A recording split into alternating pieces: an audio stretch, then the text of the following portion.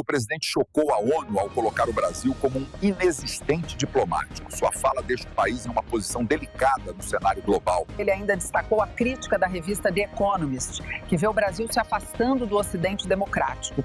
O que ele disse revela muito mais. A aproximação do Brasil com regimes autoritários é alarmante.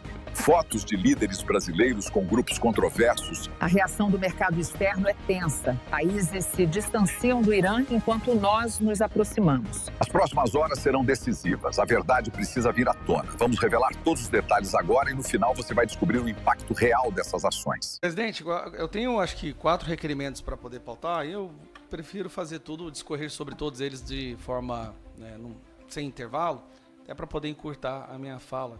Primeiro, eu gostaria de parabenizar o seu pronunciamento em relação à defesa de Israel.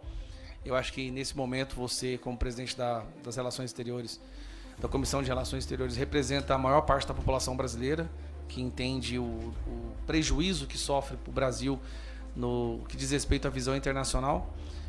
Mencionou muito bem a questão da revista The Economist, que agora vê o Brasil cada vez mais, melhor dizendo, não é nem um anão diplomático, é um inexistente diplomático. Mencionar também que no mesmo dia saiu uma matéria no Wall Street Journal, basicamente com o mesmo conteúdo, que o Brasil se distancia do Ocidente democrático, se aproximando cada vez mais de ditaduras, e pior tipo de ditadura, que é a ditadura do fundamentalismo islâmico, que é o que a gente está vendo agora.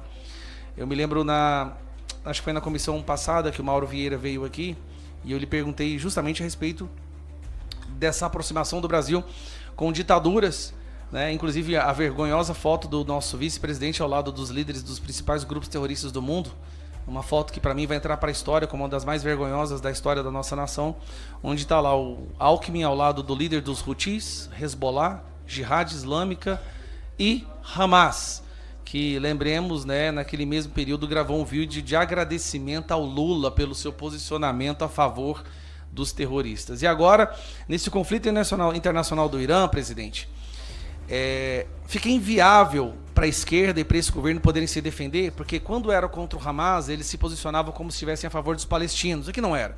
Nós todos sabemos que o objetivo deles era defender o Hamas. Agora, com o Irã, meu querido amigo Valadares, não tem um país democrático do mundo defendendo o Irã, a não ser o Brasil.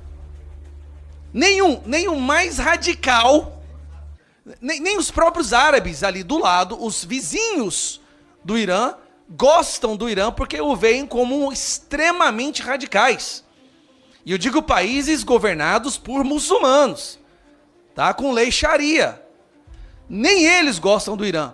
Aí nós temos que tolerar essa vergonha do nosso presidente e toda a estrutura do governo brasileiro se posicionando ao lado do Irã. Eu quero que fique bem claro que o Irã é um país que foi sequestrado por um grupo terrorista em 1979. É como mais ou menos se o Hamas tivesse derrubado o governo de Israel e dominado aquele país. Na verdade, foi isso que o Hamas fez na faixa de Gaza, só para que fique, para fazer fatos históricos precisos aqui. Então, um grupo terrorista sequestrou um país, colocou sua população como prisioneiro, e eles querem se libertar, e o Brasil fica do lado desse grupo terrorista que está ajudando os terroristas do mundo inteiro. E por que há esse conflito? Porque esse grupo terrorista que se apoderou do governo de Israel financia todos os outros grupos terroristas do mundo, presidente. E não só isso, havia prometido distribuir ogivas nucleares assim que elas estivessem funcionando. Foi por isso que entrou a ação dos Estados Unidos. E aí, eu entro em um dos meus requerimentos, presidente. O meu requerimento... Cadê? Esqueci o número dele aqui. De número... Aqui, ó. Bagunça que eu fiz aqui, presidente. Tá aqui, requerimento de número 13. Tinha que ser, 13. Uma jornalista da maior emissora do Brasil, a Rede Goebbels de televisão, durante a sua fala, lembrando que é a mesma jornalista que diz que criticar medidas públicas é crime, ela se sente indignada pelo fato, abro aspas, só tem uma mortezinha daqui, outra dali em Israel. Olha o absurdo, presidente. Quando morre pessoas do Israel, eles não demonstram simpatia, como eles ficam indignados, porque tem poucos judeus morrendo. Eu fico pensando o que o Hitler faria se ele estivesse vivo agora. Nossa, ele seria provavelmente o maior fã da Rede Globo no Brasil hoje. Se isso aqui não é um discurso nazista, onde você fica indignado por poucos judeus estarem morrendo, então, meus amigos, eu não sei o que é. E aí, para nos envergonhar ainda mais, vai Lula, a pedido do Sidônio, eu agradeço o Sidônio mais uma vez, ele é o número 10 da oposição e da direita. Vai Lula e fala, durante uma coletiva de imprensa, o seguinte, presidente, que ele vê que, ao olhar para o Brasil, nós, quando chegamos aqui, pegamos um país semi-destruído. E eu, de vez em quando, olho a destruição da faixa de Gaza e fico imaginando o Brasil que nós encontramos.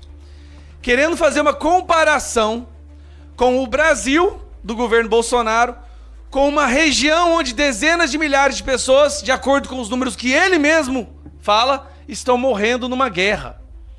Olha como ele diminui a tragédia de uma guerra que está matando dezenas de milhares de pessoas, presidente. Esse é o nosso presidente, esse é o seu presidente, Valadares. Não reclama não. Viu, Felipe Barros? Esse é o seu presidente. Teve gente que fez o L. É o seu presidente, Felipe Barros, presidente também da comissão, que disse ontem, e eu queria fazer uma audiência pública, presidente, eu queria entender que produto é esse que nós estamos exportando agora, porque eu acho que eu vou investir nesse produto. Asa de rabo de galinha e asa de rabo de pomba. Não precisa franzir a testa, porque eu também fiquei sem entender quando eu vi isso. Mas aqui é o seu presidente da República, numa coletiva de imprensa, dizendo que o Brasil é um país próspero, porque nós exportamos... Desculpa. Porque nós exportamos asa de rabo de galinha e asa de rabo de... Você não viu não esse vídeo? Tá nas redes, que eles querem censurar. Então, eu queria entender que comércio é esse, Gilson, de asa de rabo de galinha. Você já comeu asa de rabo de galinha? Asa de rabo de pomba. É isso que nós estamos importando. Eu queria entender, eu acho que como credente, a gente tem que entender o que nós estamos exportando. Asa de rabo de pomba. Parece que a pomba gira baixou naquele cidadão e é isso que ele está exportando agora, né? Só pode ser. É urânio que está no rabo da galinha, que ele coloca para exportar e no rabo da pomba. Presidente, então, para concluir, que é uma vergonha, não tem como falar sobre o relacionamento do Brasil com o resto do mundo sem rir. Virou uma piada, gente. Nós viramos uma piada internacional.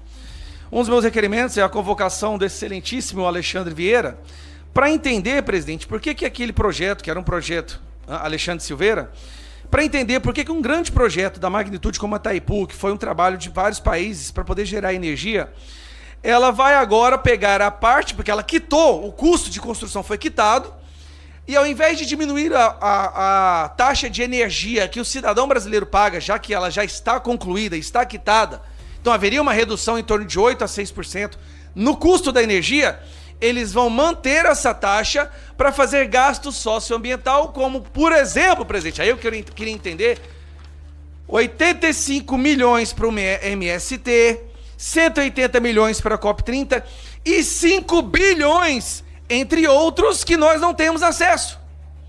Então Lula está fazendo uma campanha aí, dizendo que quer baratear a taxa de energia, só que o Lula está deixando a energia do povo brasileiro mais caro, mantendo uma taxa do Itaipu sem motivo, que era uma taxa para concluir o pagamento da Itaipu. E eu gostaria de entender o porquê que essa taxa continua, presidente. E se eu não me engano, agora eu vou entrar no meu último requerimento, é tanto requerimento? Tá aqui, ó. Esse é para o Sidônio, presidente, que eu gostaria de entender, uma convocação do Sidônio Palmeira, para entender o porquê que o Lula convocou uma pessoa da China, do Partido Comunista Chinês, para vir aqui e falou abertamente, em um das suas verborragias, né, divulgadas pelas redes sociais e pela imprensa, que o Sidônio ficará encarregado de conversar com esse emissário do Partido Comunista Chinês para definir a política de censura no Brasil nas redes sociais. Por que o Sidônio faria isso? Qual é a prerrogativa institucional que o Sidônio teria, presidente, para fazer isso? Então, acho que é só isso, presidente, que eu tinha para falar. É muita vergonha que nós estamos passando hoje no Brasil. Eu sinto que ser presidente dessa comissão não é um trabalho fácil, né? Enquanto isso, Lula está viajando, indo para BRICS, presidente, no Rio de Janeiro, sem a presença nem da China, nem da Rússia, os maiores países da BRICS.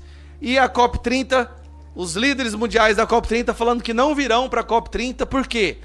Por os escândalos de corrupção, desmatamento da Amazônia e porque está simplesmente caro demais achar estadia e não tem estadia em Manaus. Então, presidente, é uma vergonha tremenda. Eu gostaria que os meus requerimentos fossem aprovados, presidente. E é isso. Fazer o quê? Vamos rezar bastante pelo nosso país. Obrigado. Se quer a verdade inteira, faça sua parte agora. Deixe o like, inscreva-se no Arquivos do Poder e ative as notificações para não perder nada. Agora me responde nos comentários. Você concorda que o Lula se aproxime cada vez mais do Irã e de grupos terroristas?